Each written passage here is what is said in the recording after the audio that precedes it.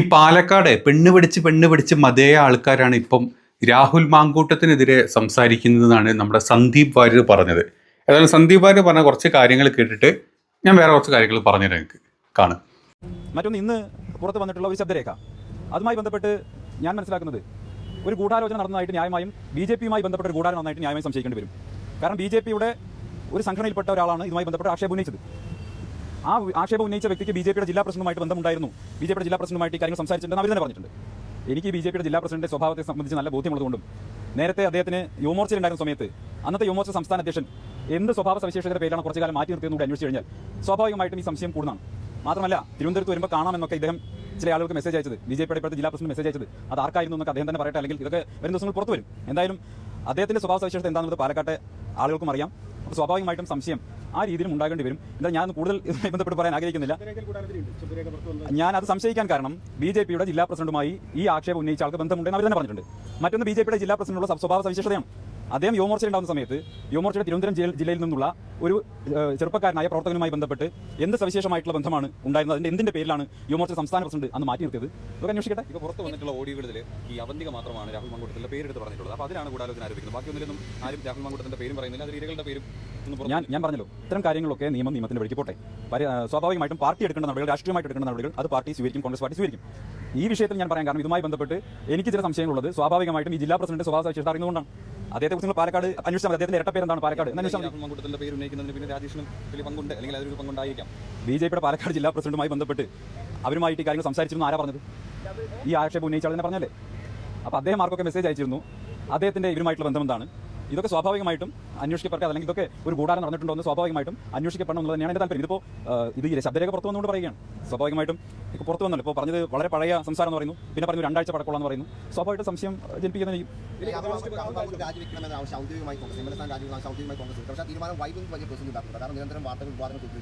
അല്ല, കോൺഗ്രസ് പാർട്ടി എന്ത് തീരുമാനമെടുത്തു അതിനൊപ്പമാണ് ഒരു കോൺഗ്രസ് പ്രവർത്തനം എന്നുള്ളത് ഞാനുള്ളത്. അത് സംബന്ധിച്ച് അതിൽ കൂടുതൽ ഒരു അഭിപ്രായം പറയാനില്ല. പാർട്ടിയുടെ തീരുമാനങ്ങൾ പ്രതിപക്ഷ നേതാവും ബഹുമാനപ്പെട്ട കെ പി സി പ്രസിഡന്റും ഒക്കെ കൃത്യമായിട്ട് വിശദീകരിക്കുന്നത്. അതിലപ്പുറം ഒരു വാക്ക് പോലും പറയാനില്ല. അല്ല, അതിനെ സംബന്ധിച്ച് എനിക്കറിയില്ല. അത് പാർട്ടിയുടെ നിലപാട് കൃത്യസമയത്ത് പാർട്ടിയുടെ പ്രസിഡന്റും അതുപോലെ തന്നെ പ്രതിപക്ഷ നേതാവും നിങ്ങളോട് പറയുന്നതാണ്. അതിലപ്പുറം ഒരു വാക്ക് അല്ല, ഈ പറയുന്നത് നേരത്തെ ആക്ഷേപം വന്ന സമയത്ത് തന്നെ ബി ജെ പിയുടെ ജില്ലാ പ്രസിഡന്റുമായി സംസാരിച്ചു എന്ന് വ്യക്തമാക്കിയതാണ്. മാത്രം ബി ജെ പിയുടെ ഒരു പോഷക സംഘടനയിലെ ഭാരവാഹി കൂടിയാണ്. അപ്പോൾ സ്വാഭാവികമായിട്ടും അത്തരത്തിൽ സ്വാഭാവികമായിട്ട് സംശയിക്കേണ്ടി വരും. പ്രത്യേകിച്ച് ഈ പ്രസിഡന്റിന്റെ സ്വഭാവം അറിയുന്നതുകൊണ്ടാണ് ഞാൻ പറയുന്നത്. അദ്ദേഹത്തിന്റെ ഇരട്ടപ്പേര് എന്താണ് പാലക്കാട് എന്ന് ചോദിച്ചാൽ, മറ്റൊന്ന്, ഈ എം എൽ എയുടെ ഓഫീസിലേക്ക് ഇതുമായി ബന്ധപ്പെട്ട് സമരം നടത്തുന്ന ആളുകളെ കാണുന്ന സമയത്ത് വാസവദത്ത് പോലും ചമ്മി പോകുന്നതാണ് പറയുന്നത്. പാലക്കാട്ടെ ബി ജെ പിയുമായി ബന്ധപ്പെട്ട് ബി ജെ പിയുടെ പാലക്കാട്ടെ ഏറ്റവും സമ്പന്നനായിട്ടുള്ള നേതാവ് പാൽ സൊസൈറ്റി നേതാവ്. ആ പാൽ സൊസൈറ്റി നേതാവിന്റെ സ്വന്തം കുടുംബത്തിലെ ഏറ്റവും അടുത്ത പെൺകുട്ടി പോയിട്ട് അങ്ങേയറ്റം മോശമായിട്ട് ലൈംഗിക അതിക്രമം നടത്തിയതിന്റെ പരാതി RSSന്റെ സംസ്ഥാന കാര്യത്തിൽ പോയി പറഞ്ഞിട്ടുണ്ട് കുറച്ച് വർഷങ്ങൾക്ക് മുമ്പ്. ആ കുട്ടിക്ക് ഇപ്പോഴും പരാതി ഉണ്ടെന്ന് മനസ്സിലാകും. ആ കുട്ടി ഭയന്നിട്ടാണ് പുറത്തു വരാത്തത്. എന്നിട്ട് ഇവരൊക്കെയാണ് ഈ വലിയ വാസവദത്തയുടെ ചരിത്ര പ്രസംഗം പോലെ ഇങ്ങനെ ഓഫീസിലേക്കൊക്കെ മാർച്ച് പറഞ്ഞു. ഇത്ര ഞാൻ പറയുന്നുള്ളൂ, ബാക്കി പിന്നീട് വിശദമായിട്ട് പറയാം കേട്ടോ. അപ്പൊ കാര്യങ്ങൾ നിങ്ങൾ കേട്ടല്ലോ, ഇതാണ് അവസ്ഥ. ഈ പാലക്കാട് നമുക്കെല്ലാവർക്കും അറിയാം, ഈ ഇന്നത്തെ രാഹുൽ മാങ്കൂട്ടത്തിൽ വന്നിട്ട് പറഞ്ഞിട്ടില്ല, അവന്തിക എന്ന് പറഞ്ഞിട്ടില്ല, ആ ഒരു ട്രാൻസ്ജെൻഡർ വുമൺ പറഞ്ഞിട്ട് 1 ഓഗസ്റ്റ് പറഞ്ഞിട്ടുള്ള കാര്യങ്ങളും അത് കഴിഞ്ഞിട്ട് ഈ അലിഗേഷൻസ് മൊത്തം പറഞ്ഞത് കഴിഞ്ഞ വ്യാഴാഴ്ച മാത്രമാണ്. അപ്പം ഇത്രയും പറയാൻ വേണ്ടിയിട്ട് ഇവർക്കൊരു ഉത്തേജനം, അല്ലെങ്കിൽ ഇവരെ കൊണ്ട് പറയിപ്പിച്ചത് ന്യൂസ് 18 ചാനലിലെ ഡാൻ കുര്യാക്കോസും അതുപോലെ തന്നെ കൂട്ടത്തിൽ നമ്മൾ തുടക്കത്തിൽ പറഞ്ഞ പാലക്കാട്ടെ ഏറ്റവും വലിയ മനോരോഗി, അതായത് നരമ്പ് രോഗിയായിട്ടുള്ള ഈ ഒരു ഐറ്റു ആണെന്നുള്ളത് നമുക്ക് എല്ലാവർക്കും അറിയില്ലേ. നമ്മൾ കുറേ ഫോട്ടോസ് കണ്ടിട്ടുണ്ട്, അതൊക്കെ അവിടെ നിൽക്കട്ടെ. അപ്പോൾ ഇത്രയും കണ്ട സ്ഥിതിക്ക് ഇവൻ ഇന്ന് സമ്മതിച്ചിട്ടുണ്ട്, അവനെ കൊണ്ടാണ്, അല്ല അവനാണ് ഈ പറഞ്ഞ കാര്യങ്ങൾ പറയിപ്പിച്ചത് നമ്മൾ പറഞ്ഞിട്ടുണ്ട്. അതിൻ്റെ ഒരു പോർഷനും കൂടെ ഞാൻ വെച്ചിട്ട് നിങ്ങൾക്ക്.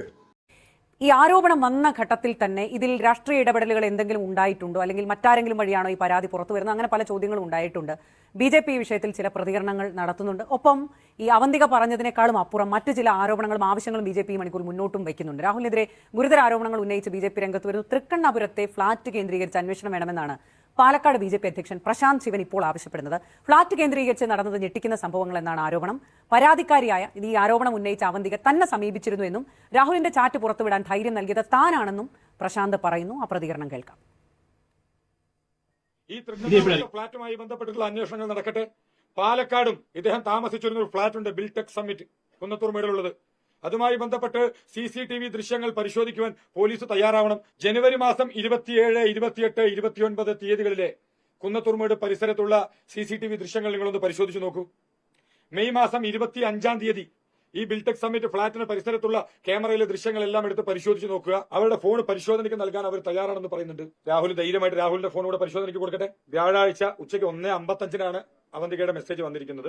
ഒരു ഇൻസ്റ്റാഗ്രാമിലാണ് എനിക്ക് മെസ്സേജ് അയച്ചിരുന്നത് ഈ വിഷയവുമായി ബന്ധപ്പെട്ടിട്ട്. അവർക്കുണ്ടാവാൻ പോകുന്ന ബുദ്ധിമുട്ടുകൾ, അവർക്കുണ്ടാവാൻ പോകുന്ന ഭവിഷ്യത്തുകൾ, അതിനെ സംബന്ധിച്ചുള്ള ചെറിയ ടെൻഷനാണ് എന്നോട് പറഞ്ഞത്. അവരോട് ധൈര്യമായിട്ട് പ്രൊസീഡ് ചെയ്യാൻ പറഞ്ഞിരുന്നു. തൃക്കണ്ണാപുരത്ത് ഉള്ള ഫ്ളാറ്റുമായി കേന്ദ്രീകരിച്ചിട്ടുള്ള അന്വേഷണം നടക്കട്ടെ, പോലീസ് അന്വേഷിക്കട്ടെ.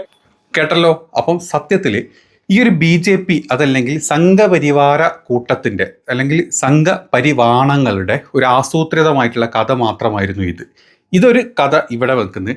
അതേപോലത്തെ മറ്റൊരു കഥ നമ്മുടെ റിപ്പോർട്ടർ മരമുറി ചാനൽ അവിടെ നിന്നും കൊണ്ടുവന്ന്, അതായത് നമ്മുടെ കോൺഗ്രസിന് ഏറ്റവും കൂടുതൽ അല്ലെങ്കിൽ കോൺഗ്രസ് പ്രവർത്തകർക്കും കോൺഗ്രസ് നേതാക്കൾക്കും എതിരായിട്ട് നിൽക്കുന്ന നമ്മുടെ നാട്ടിലെ സംഘപരിവാണങ്ങളും ഇപ്പുറത്ത് നമ്മുടെ വലിയ സംഘികളും, അത് സംഘികളുടെ കൂടെ തന്നെ പ്ലസ് നമ്മുടെ ഏറ്റവും കൂടുതലായിട്ട് ഈ കോൺഗ്രസിനെതിരെ സംസാരിക്കുന്ന നമ്മുടെ നാട്ടിലെ അന്തം കമ്മികളും കൂടെ ആസൂത്രണം ചെയ്തിട്ടുള്ള ഒരു കഥാപാത്രം മാത്രമായിരുന്നു ഈ പറഞ്ഞ ഈ രണ്ടും കെട്ട്. അങ്ങനെ പറയാൻ പാടുണ്ടോ അറിയില്ല. പക്ഷെ ആണും പെണ്ണും അല്ലാത്ത ഒരാൾ എന്നല്ലേ നമുക്ക് പറയാൻ പറ്റുള്ളൂ. അപ്പോൾ ആണും പെണ്ണും അല്ലാത്ത ഈ ഒരു അവന്തിക എന്ന് പറഞ്ഞിട്ടുള്ള ആ ഒരു പാവം പെണ്ണ്, അവളെ കൊണ്ട് പറയിപ്പിച്ചത് ആരാണ്, പറയിപ്പിക്കുന്നതിന് മുമ്പ് എന്താണ് സംസാരിച്ചതൊക്കെ നമ്മൾ കണ്ടിട്ടുണ്ടല്ലോ. അപ്പം നിങ്ങൾ കണ്ടാൽ ഇതാണ് BJPയുടെ ശക്തമായിട്ടുള്ള അല്ലെങ്കിൽ BJPയുടെ ഒരു ആസൂത്രിതമായിട്ടുള്ള ഒരു പരാമർശമാണ് ഇത് എന്നുള്ളത് നിങ്ങൾ മനസ്സിലാക്കണം. ഇതിന് ഏറ്റവും കൂടുതൽ എതിർത്തത് BJP തട്ടകത്ത് നിന്ന് തന്നെ നമ്മുടെ കോൺഗ്രസിലോട്ട് വന്നിട്ടില്ല, കോൺഗ്രസിൻ്റെ പാർട്ടിയിലോട്ട് വന്നിട്ടില്ല സന്ദീപ് വാര്യർ വളരെ വ്യക്തമായിട്ട് പറയുന്നുണ്ട്, ഈ പറഞ്ഞ പ്രശാന്ത് ശിവൻ എത്ര വലിയ കോഴിയല്ല, മരക്കോഴിയല്ല, അതിനേക്കാൾ വലിയ പാതിരാക്കോഴിയാണെന്നുള്ളത് നമ്മുടെ സന്ദീപ് വാര്യർ വ്യക്തമായിട്ട് പറഞ്ഞു തരുന്നുണ്ട്. അപ്പോൾ അതും കൂടെ കേൾക്കുമ്പോൾ നിങ്ങൾക്ക് മനസ്സിലാവും ഇവനെ കൊണ്ട് ഇവനെ കൊണ്ട് തുള്ളിപ്പിച്ച് BJPക്കാർ ഈ പറഞ്ഞ പ്രശാന്ത് ശിവനെ കൊണ്ട് തുള്ളിപ്പിച്ചിട്ടുള്ള ഒരു ചാനൽ മാത്രമാണ് ന്യൂസ് 18. ആ ന്യൂസ് 18 ചാനൽ തുള്ളിപ്പിച്ചിട്ട് വന്നിട്ടുള്ള ഒരു സംഭവമാണ് ആണല്ല പെണ്ണല്ല അടിപൊളി വേഷം, അങ്ങനെ ഇറക്കിയിട്ടുള്ള ഒരു ഐറ്റമാണ് ഇന്ന് രാഹുലിൻ്റെ കൂടെ അല്ലെങ്കിൽ രാഹുലിനെതിരെ രാഹുലിൻ്റെ പേര് പറഞ്ഞിട്ട് മുന്നോട്ട് വന്നിട്ടുള്ള ഒരു ആള് എന്ന് നമുക്ക് എല്ലാവർക്കും അറിയാം അല്ലേ. അപ്പം രാഹുൽ അതിനുള്ള കൃത്യമായിട്ടുള്ള മറുപടി ഒന്ന് കൊടുത്ത് നിങ്ങളെല്ലാവരും കണ്ടിട്ടുണ്ടാവുമല്ലോ അല്ലേ? കണ്ടല്ലോ. മാങ്കൂട്ടത്തിൽ മാധ്യമങ്ങൾക്ക് മുന്നിൽ എത്തിയിരിക്കുന്നു അദ്ദേഹത്തിന്റെ വാക്കുകൾ.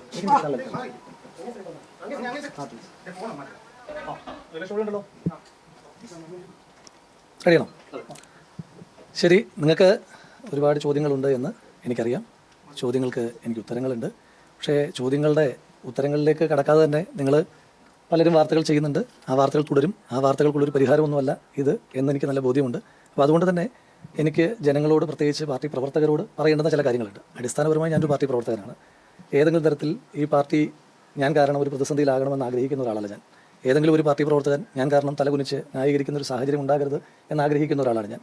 കാരണം ഈ പാർട്ടിക്ക് വേണ്ടിയിട്ട് എല്ലായ്പ്പോഴും ഇപ്പോൾ സ്വാഭാവികമായിട്ടും നിങ്ങൾക്കറിയാമല്ലോ, ഈ ഇത്രയേറെ അക്രമം നേരിടേണ്ടി വരുന്നതിൻ്റെ ഒരു വലിയ കാരണം അത് ഞാൻ കുറ്റം ചെയ്തോ കുറ്റം ചെയ്തില്ലയോ എന്നുള്ളതിൻ്റെ മെറിറ്റിനപ്പുറം ഈ പാർട്ടിയുടെ എല്ലാ പ്രതിസന്ധിയിലും പാർട്ടിക്ക് വേണ്ടിയിട്ട് ന്യായീകരിക്കാൻ, അത് പാർട്ടിയുടെ മെറിറ്റിനെ ന്യായീകരിക്കാൻ, പാർട്ടിയെ പ്രതിരോധിക്കുവാൻ സമൂഹമാധ്യമം, മാധ്യമങ്ങളെങ്കിൽ മാധ്യമങ്ങൾ, സമരങ്ങളെങ്കിൽ സമരങ്ങൾ, അതിലെല്ലാം പ്രവർത്തിച്ച ഒരാളെന്ന നിലയിലാണ് സ്വാഭാവികമായിട്ട് ഇതുണ്ടാകുന്നത്. പക്ഷേ ഞാൻ കാരണം എൻ്റെ പാർട്ടി പ്രവർത്തകർക്ക് തലകുലിക്കുന്ന ഒരു സാഹചര്യം ഉണ്ടാകുന്നത് എനിക്ക് ഉൾക്കൊള്ളുവാനും അംഗീകരിക്കുവാനും കഴിയുന്ന കാര്യമില്ല. എനിക്ക് ചില കാര്യങ്ങൾ പറയാനായിട്ടുണ്ട്. നിങ്ങൾക്ക് ഒരുപാട് ചോദ്യങ്ങളുണ്ടെന്നറിയാം, പക്ഷേ എനിക്ക് ചില കാര്യങ്ങൾ പറയാനായിട്ടുണ്ട്. അപ്പോൾ എനിക്കെതിരായിട്ട് വന്ന കുറച്ചും താത്തു പിടിക്കാം. എനിക്കെതിരായിട്ട് വന്ന ചില ആരോപണങ്ങൾ, ആ ആരോപണങ്ങളിൽ എൻ്റെ പേര് പറഞ്ഞുകൊണ്ടുള്ളൊരു ആരോപണം ഉന്നയിച്ചത് എൻ്റെ സുഹൃത്തും, ഇപ്പോഴും ഞാൻ അങ്ങനെ തന്നെയാണ് പറയുന്നത്, എൻ്റെ സുഹൃത്തും ട്രാൻസ്ജെൻഡർ കമ്മ്യൂണിറ്റിയിൽപ്പെട്ടതുമായ അവന്തികയാണ്. അവന്തിക അങ്ങനെ ആരോപണം ഉന്നയിക്കുമ്പോൾ എനിക്ക് നിങ്ങളോട് പറയാനായിട്ടുള്ളത്, ഓഗസ്റ്റ് മാസം 1-ാം തീയതി വൈകുന്നേരം 8:24, ഇത് ഒരു ചാറ്റാണ്. ഓഗസ്റ്റ് മാസം 1-ാം തീയതി രാത്രിയിൽ 8:24 അവന്തിക എന്നെ ഫോണിൽ വിളിക്കുന്നു. അത് ഞാൻ കാണിക്കാം.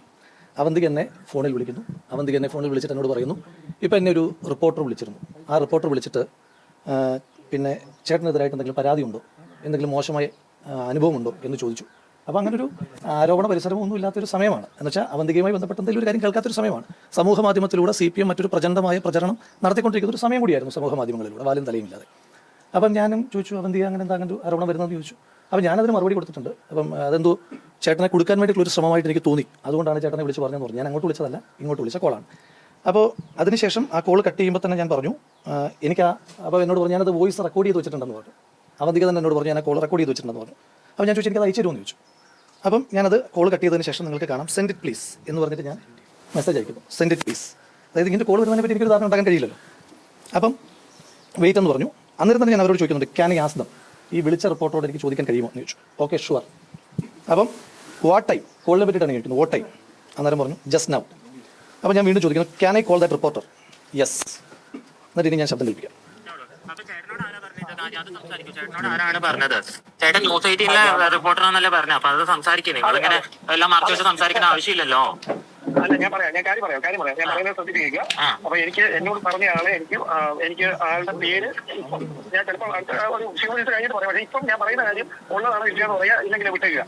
പറഞ്ഞത് നിങ്ങൾ ഒരു പ്രത്യേക സിറ്റുവേഷനിലാണ്, ലൈഫ് ത്രെട്ടണിംഗ് തരത്തിലുള്ള ഭീഷണി നിങ്ങൾക്ക് നേരിടുന്ന ഒരു സാഹചര്യം ഉണ്ടായി. ബിക്കോസ് രാഹുൽ മാങ്കൂട്ടത്തിന്റെ ഭാഗത്തു നിന്ന് നിങ്ങൾക്ക് വളരെ പ്രയാസകരമായ ഒരു അനുഭവം നേരിട്ടു. പക്ഷെ നിങ്ങൾ അങ്ങനെ ഒരു കാര്യം പുറത്ത് പറയാൻ പേടിയുണ്ട്, നിങ്ങൾ ആരോടും പറയാതിരിക്കുകയാണ്.